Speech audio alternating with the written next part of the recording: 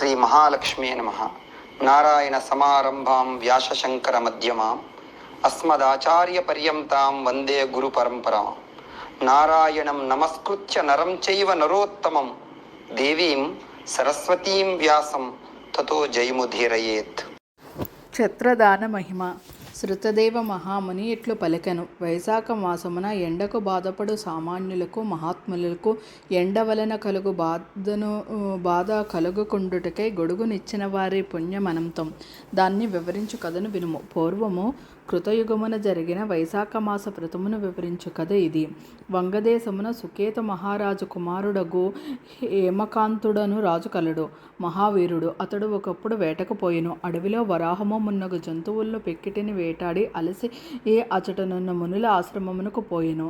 ఆ ఆశ్రమము శతర్చునుల మునుల ఆశ్రమము. ఆ విషయము ఎరగని రాజకుమారుడు వానిని పలు విధముగా పలకరించును. వారు సమాధానమియ్యకపోవుడిచే వారిని చంపపోయెను. ఆ మునులు తనను ఆదరింపలేదని రాజు కోపగించును. అప్పుడు ఆ మునుల శిష్యులు అనేకులచటకు వచ్చి రాజును వారించిరి. ఓ దుర్బుద్ధి, మా గురువులు తపోదీక్షలోనున్నారు. వారికి బాహ్యస్ఫృతి లేదు. కావున వారు నిన్ను చూడలేదు, గౌరవింపలేదు. ఇట్టి వారిపై కోపము కూడదని వారు పలికిరి. అప్పుడు కుశకేతుని కుమారుడగు హేమకాంతుడు వారిని చూచి, మీ గురువులు తపోదీక్షలో నున్నచో మీరు అలసిన నాకు ఆతిథ్యము నిండిన అలసట వలన వచ్చిన కోపముతో పలికెను. అప్పుడు వారు రాజకుమారులు, మేము భిక్షాన్నమును తినువారము. మీకు ఆతిథ్యమిచ్చుటకు మా గురువులు ఆజ్ఞ లేదు. ఇట్టి మేము నీకు ఆతిథ్యము నీయజాలము అని చెప్పిరి. హేమకాంతుడు, ప్రభువులమగు మేము క్రూర జంతువులు, దొంగలు మున్నగు వారి నుండి మేము రక్షించు ప్రభువులము.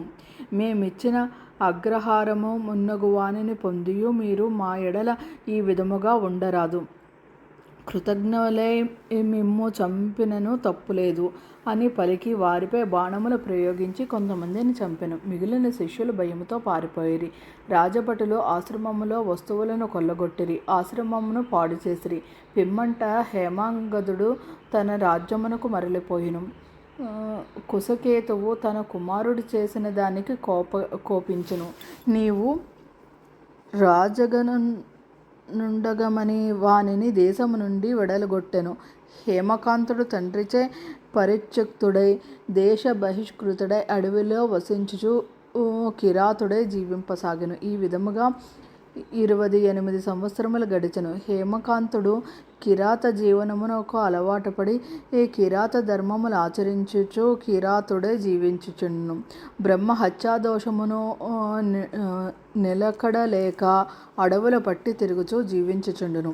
వైశాఖ మాసమున త్రితుడను ముని ఆ అడవిలో ప్రయాణించుచుండును. ఎండవేడికి బాధపడి దప్పికచే పీడింపబడుచు ఒకచోట మూర్ఛెల్లును. దైవికముగా ఆ అడవిలోనున్న హేమకాంతుడు వానిని చూచి జాలిపడెను. మోదుగ ఆకులను తెచ్చి ఎండ పడకుండా గొడుగుగా చేసెను. తన యొద్ద సొరకాయ బుర్రలోనున్న నీటిని చల్లి వానికి సేద తీర్చెను. త్రితుడును వాని చేసిన ఉపచారములచే సేద తీరి సొరకాయ బుజ్జలోని నీరు త్రాగి మోదుగాకుల గొడుగుతో ప్రయాణము చేసి ఒక గ్రామమునకు చేరి సుఖముగా నుండెను. హేమాంగదుడు వ్రతమును ఆచరింపకపోయినను జాలిపడి త్రితునకు గొడుగు కల్పించి నీటిని ఇచ్చుటచే వానికి గల పాపములన్నీ పోయిను. దీన్ని హేమకాంతుడు మిక్కిలి ఆశ్చర్యపడెను. కొంతకాలమునకతడు రోగగ్రస్తుడై ఎండెను. పైకి లేచియున్న జుట్టుతో భయంకరాకారులుగా యమదూతలు వాని ప్రాణములు కొనిపోవచ్చిరి. హేమకాంతుడు వారిని చూచి భయపడెను. వైశాఖమున మోదుగాకుల గొడుగును సొరకాయ బుర్ర నీటిని ఇచ్చిన పుణ్యఫలముచే వారిని శ్రీ మహావిష్ణువు స్మృతికి వచ్చి విష్ణువును స్మరించును. దయాశీలియకు శ్రీ మహావిష్ణువు వెంటనే తన మంత్రిని పిలిచి, నీవు హేమాంగుదును భయపెట్టుచున్న యమదూతలను నివారింపుము. వైశాఖ మాస ధర్మమును పాటించిన హేమాంగుదుని వారి నుండి రక్షింపు. హేమాంగదుడు వైశాఖ ధర్మమును ఆచరించి నాకిష్టమైన వాడయ్యుడు పాపహీనుడయ్యను ఇందు సందేహం లేదు. ఇంతకు పూర్వము అపరాధములు చేసినను నీ కుమారుడు వైశాఖ ధర్మం ఆచరించి ఒక మునిని కాపాడెను. మోదుగాకుల గొడుగును నీటిని ఇచ్చెను. ఆ దాన ప్రభావమున ఇతడు శాంతుడు, దాంతుడు, చిరంజీవి, శౌర్యాది గుణ సంపన్నుడు, నీకు సాటి అయినవాడు. కావున వీరిని రాజుగా చేయమని నా మాటగా చెప్పుమని శ్రీ మహావిష్ణువు విశ్వక్సేనుని హేమాంగుదుని వద్దకు పంపెను. భగవంతుని ఆజ్ఞ ప్రకారం విశ్వక్సేనుడు హేమాంగదుని వద్దకు పోయెను. యమదూతలను విష్ణువు మాటలను చెప్పి పంపెను. హేమాంగుదుని తండ్రియగు కుశకేతువు వద్దకు కొనిపోయి శ్రీ మహావిష్ణువు చెప్పిన మాటలను చెప్పి వానిని హేమాంగుదునికి అప్పగించెను. కుశకేతువు భక్తితో చేసిన పూజను స్తుతులను స్వీకరించెను. కుశకేతువు కూడా సంతోషముతో తన పుత్రుని స్వీకరించెను. తన పుత్రునకు రాజ్యం అనిచ్చి విశ్వక్సేనుని అనుమతితో భార్యతో పాటు వనములకేగి తపమాచరించబోయెను. విశ్వక్సేనుడు కుశకేతువును హేమాంగుదిని ఆశీర్వదించి విష్ణు సాన్నిధ్యము కేగెను. హేమకాంతుడు మహారాజైనను ప్రతి సంవత్సరము వైశాఖ మాసమున వైశాఖ వ్రతమును దానిని చెందిన దానములు చేసి విష్ణు ప్రీతికి పాత్రుడయ్యను.